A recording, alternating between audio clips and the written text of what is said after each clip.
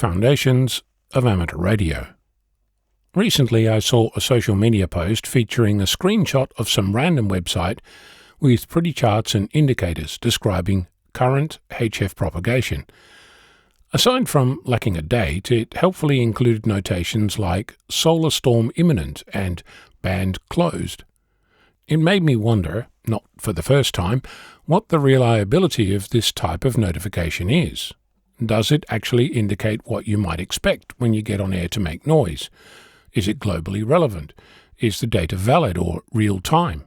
You get the idea. How do you determine the relationship between this pretty display and reality?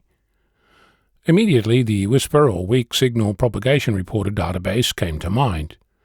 It's a massive collection of signal reports capturing time, band, station and other parameters, one of which is the signal-to-noise ratio, or SNR. If the number of sunspots or a geomagnetic index change affected propagation, can we see an effect on the SNR?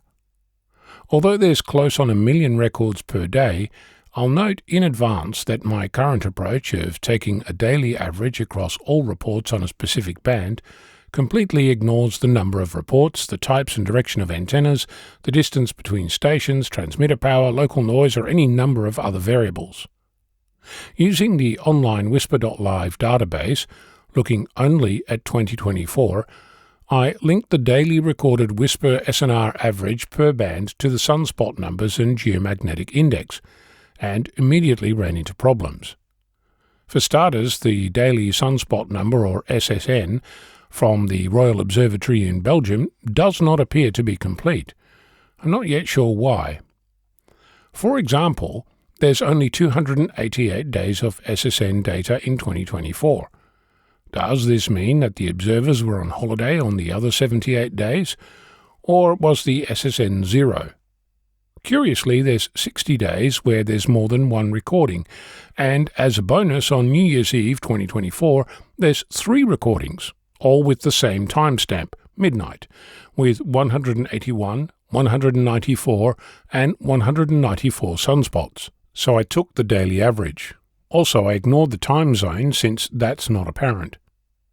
Similarly, the geomagnetic index data from the Helmholtz Center for Geosciences in Potsdam, Germany, has several weird artifacts around 1970s data, but fortunately not within 2024 that I saw. The data is collected every 3 hours, so I averaged that too. After excluding days where the SSN was missing, I ran into the next issue. My database query was too big. Understandable, since there are many reports in this database, 2 billion give or take, for 2024 alone. Normally I'd be running this type of query on my own hardware, but you might know that I lost my main research computer last year. Well, I didn't lose it as such, I can see it from where I am right now, but it won't power up. Money aside, I've been working on it, but being unceremoniously moved from Intel to ARM is not something I'd recommend.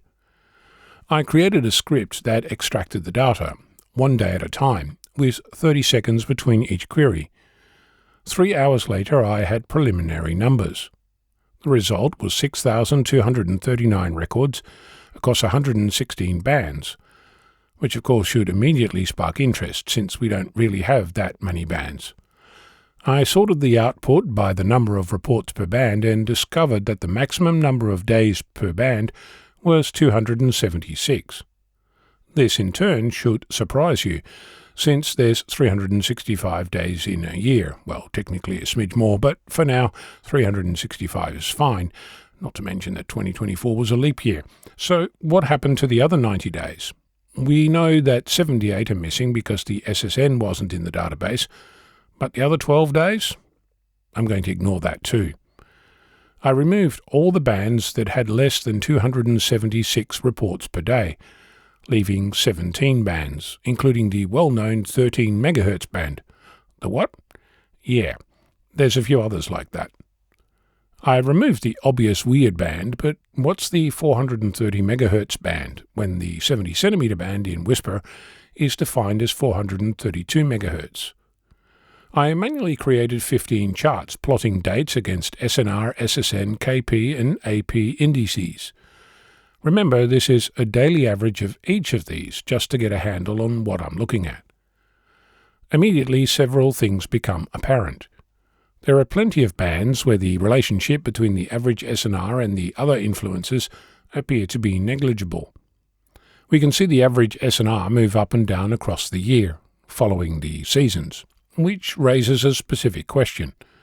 If the SNR is averaged across the whole planet from all WSPR stations, why are we seeing seasonal variation, given that while it's winter here in VK, it's summer on the other side of the equator? If you compare the maximum average SNR of a band against the minimum average SNR of the same band, you get a sense of how much the sunspots and geomagnetic index influences the planet as a whole on that band. The band with the least amount of variation is the 30-meter band. Said differently, with all the changes going on around propagation, the 30-meter band appears to be the most stable, followed by the 12-meter and 15-meter bands. The SNR across all of HF varies on average no more than 5 dB. The higher the band, the more variation there is. Of course, it's also possible that there's less reports there, so we might be seeing the impact of individual station variables more keenly. It's too early for conclusions, but I can tell you that this gives us plenty of new questions to ask. I'm Ono, Victor Kilo 6, Foxtrot Lima Alpha Bravo.